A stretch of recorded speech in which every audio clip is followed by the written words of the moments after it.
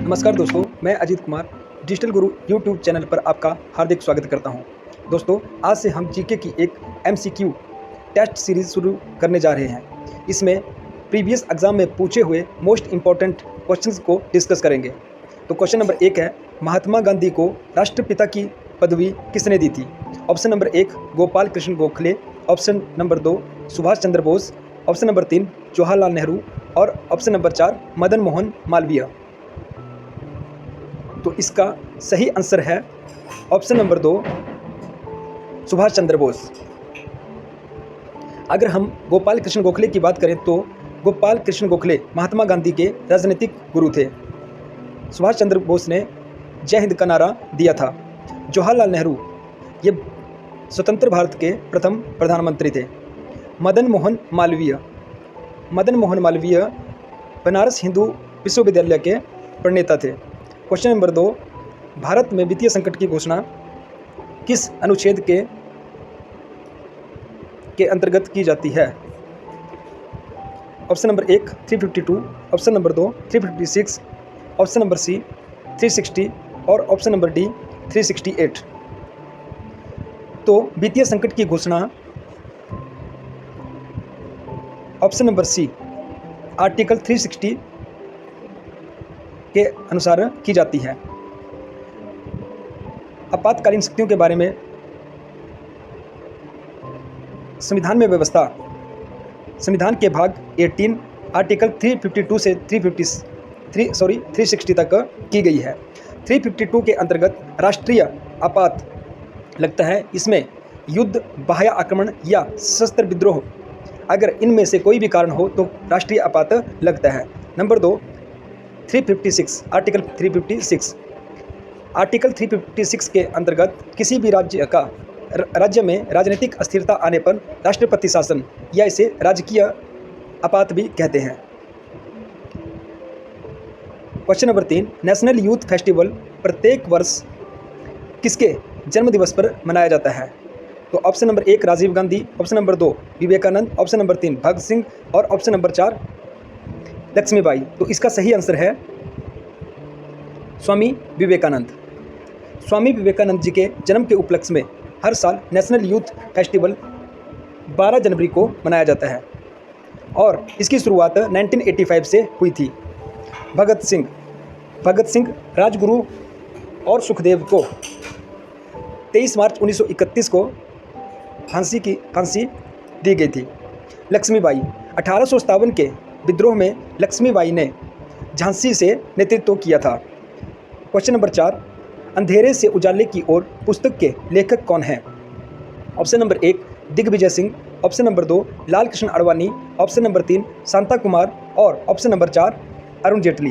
तो इसका सही आंसर है अरुण जेटली। अगर लाल कृष्ण आडवाणी की बात करें तो लाल कृष्ण आडवाणी भारत के अंतिम उप प्रधानमंत्री थे। पहले उप प्रधानमंत्री सरदार वल्लभ भाई पटेल थे। शांता कुमार की 2 बुक्स फेमस हैं। नंबर 1 धरती है बलिदान की और नंबर 2 पहाड़ बेगाने नहीं होंगे। और अरुण जेटली हमारे वित्त मंत्री भी रहे हैं। क्वेश्चन नंबर 5, किस टीवी चैनल को सूचना व प्रसारण मंत्रालय द्वारा पठानकोट एयरबेस आतंकी हमले संबंधी संवेदनशील सूचना प्रसारित करने हेतु 24 घंटे के लिए बंद करने के आदेश दिए गए थे? तो ये टीवी है एनडीटीवी। क्वेश्चन नंबर 6, वाहनों में पीछे देखने के लिए किस दर्पण का प्रयोग किया जाता है? तो इसका सही आंसर है उत्तर lens. Question number 7, Rio Olympic के समापन पर भारत का ध्वजधारक कौन था? तो इसका सही आंसर है साक्षी मलिक। अभिनव बिंद्रा। ऑप्शन नंबर ए है अभिनव बिंद्रा। ये गोल्ड मेडलिस्ट हैं 10 मीटर एयर राइफल के और इन्होंने बीजिंग ओलंपिक में जो कि 2008 में हुआ था उसमें गोल्ड मेडल हासिल किया था। पीवी सिंधु ने रजत और कांस्य पदक जीतने वाली पहली भारतीय महिला है ये। और दीपा कर्माकर ये एक जिम्नास्टिक हैं। क्वेश्चन नंबर 8, पीला बुखार के लिए कौन सा मच्छर उत्तरदायी है? Option number 1 Aedes aegypti, option number 2 Aedes albopictus, option number 3 Culex pipiens option number D इनमें से कोई नहीं। तो इसका सही आंसर है option number 1 Aedes aegypti. Question number 9, jewel of India के नाम से कौन सा राज्य जाना जाता है? Option number 1 Nagaland, option number 2 Manipur, option number 3 Tripura और ऑप्शन नंबर 4 असम। तो इसका सही आंसर है मणिपुर।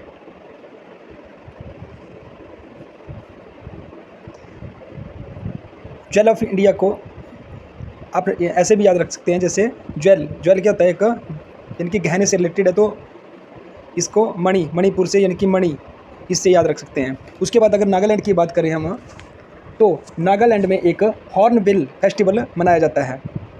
त्रिपुरा की यह खासियत है कि यह तीनों तरफ से बांग्लादेश से घिरा हुआ है। असम का एक नृत्य है बिहू, वो मोस्ट इम्पॉर्टेंट है, तकरीबन काफ़ी उसमें एग्ज़ाम में पूछा जाता है।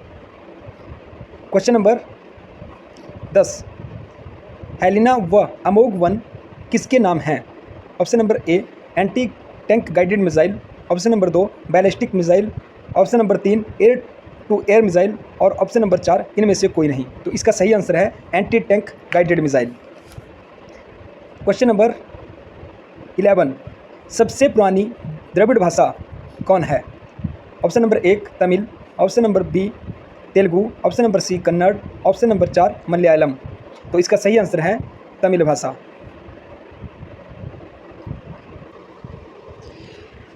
क्वेश्चन नंबर 12, आर्यन राजा दिवोदास का मुख्य परामर्शदाता कौन था? Option A Panini, option B Kapil Muni, option C Megasthenes और option number 4 D Rishi Bharadwaj. तो इसका सही आंसर है ऋषि भारद्वाज। अगर पाणिनि की बात करें तो इन्होंने अष्टाध्यायी नामक एक बुक लिखी है। मैगस्थनीज ने इंडिका बुक लिखी है और मैगस्थनीज चंद्रगुप्त मौर्य के दरबार में राजदूत था और इस मैगस्थनीज को चंद्रगुप्त के दरबार में सेल्यूकस निकेटर, जो कि सिकंदर का सेनापति था, उसने राजदूत भेजा था। क्वेश्चन नंबर 13, पत्थर का खेल यहाँ का प्रमुख मेला है। पत्थर का खेल कहाँ का प्रमुख मेला है? Option A Nirmand, option B Mashobra, option C Darla Ghat और ऑप्शन डी हलोग। तो इसका सही आंसर है हलोग। हलोग ये डिस्ट्रिक्ट शिमला में पड़ता है, धामी के नज़दीक। और ये जो पत्थर का खेल है ये दीपावली से दूसरे दिन मनाया जाता है। दो समुदायों के बीच में आपस में एक दूसरे के ऊपर पत्थर फेंके जाते हैं। इस पॉइंट ऑफ व्यू से ये काफ़ी मशहूर है। अगर निरमंड की बात करें तो ये कुल्लू में है और परशुराम से रिलेटेड है ये निरमंड। क्वेश्चन नंबर 14, भारत का सबसे लंबा एक्सप्रेस वे कौन सा है?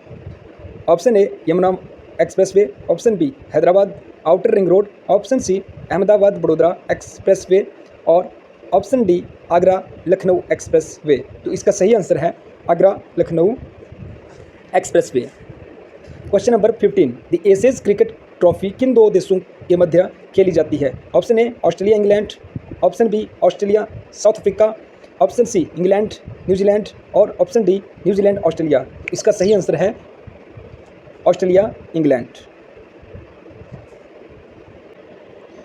क्वेश्चन नंबर 16, कौन सा जोत मंडी को कुल्लू से अलग करता है? Option A Dulachi pass, option B Chaubia pass, option C Sach pass, option D Indrahar pass. तो इसका सही आंसर है Dulachi pass.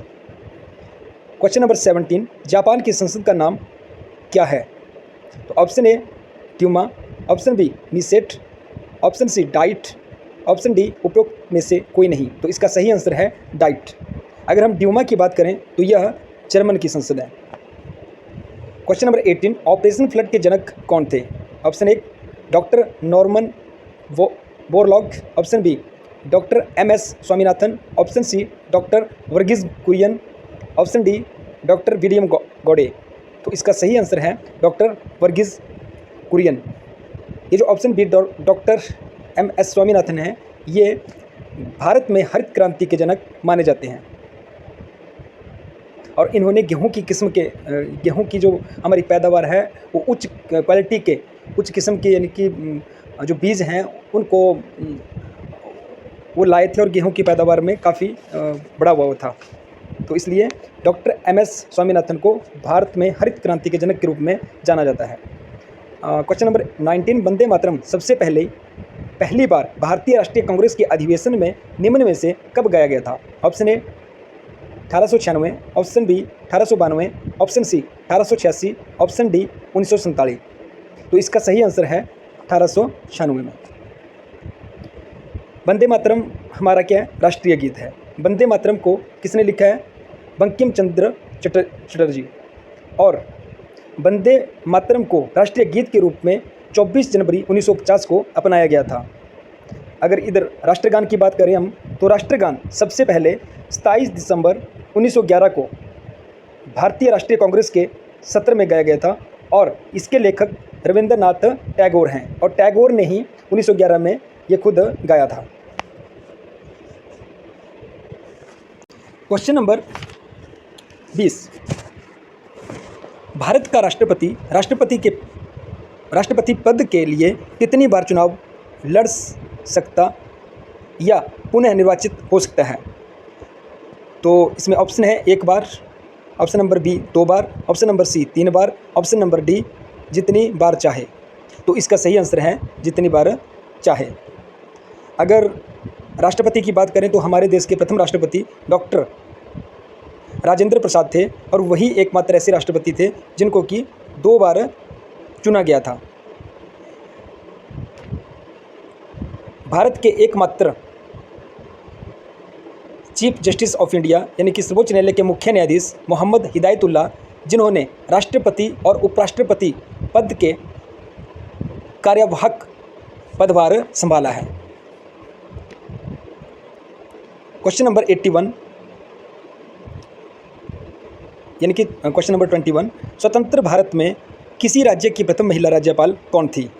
Option A Shrimati Indira Gandhi, option B Shrimati Vijayalakshmi Pandit, option C Shrimati Sarojini Naidu, option D Shrimati Sucheta Kripalani. तो इसका सही आंसर है श्रीमती सरोजिनी नायडू।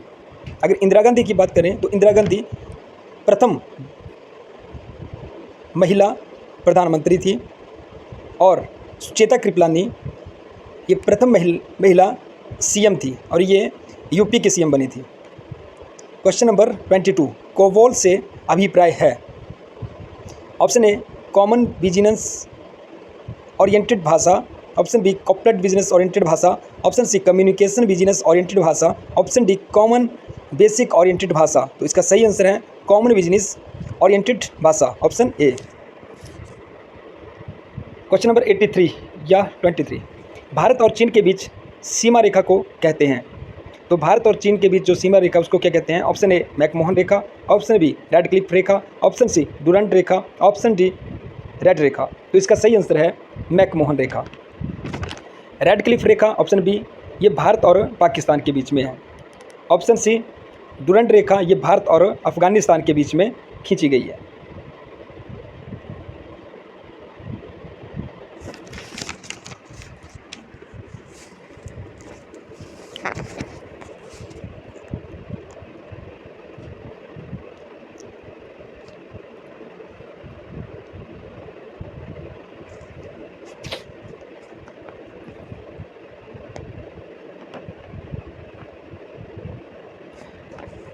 क्वेश्चन नंबर 84, विश्व पृथ्वी दिवस कब मनाया जाता है? ऑप्शन ए 28 फरवरी, option B 22 April, option C 21 March, option D 7 April. तो इसका सही आंसर है 22 अप्रैल। 22 अप्रैल को विश्व पृथ्वी दिवस मनाया जाता है। अगर हम विश्व जल दिवस की बात करें तो विश्व जल दिवस 22 मार्च को मनाया जाता है और अगर हम अंतर्राष्ट्रीय जैव विविधता दिवस की बात करें तो अंतर्राष्ट्रीय जैव विविधता दिवस 22 मई को मनाया जाता है। तो ये तीनों याद रखने के लिए आसान है। 22 मार्च को विश्व जल दिवस, 22 अप्रैल को विश्व पृथ्वी दिवस और 22 मई को अंतर्राष्ट्रीय जैव विविधता दिवस। अगर 28 फरवरी की बात करें तो इस दिन राष्ट्रीय विज्ञान दिवस मनाया जाता है। 21 मार्च की बात करें तो इस दिन विश्व वन दिवस मनाया जाता है और 7 अप्रैल को विश्व स्वास्थ्य दिवस मनाया जाता है। क्वेश्चन नंबर 85, विटामिन ए की कमी बीमारी पैदा करती है।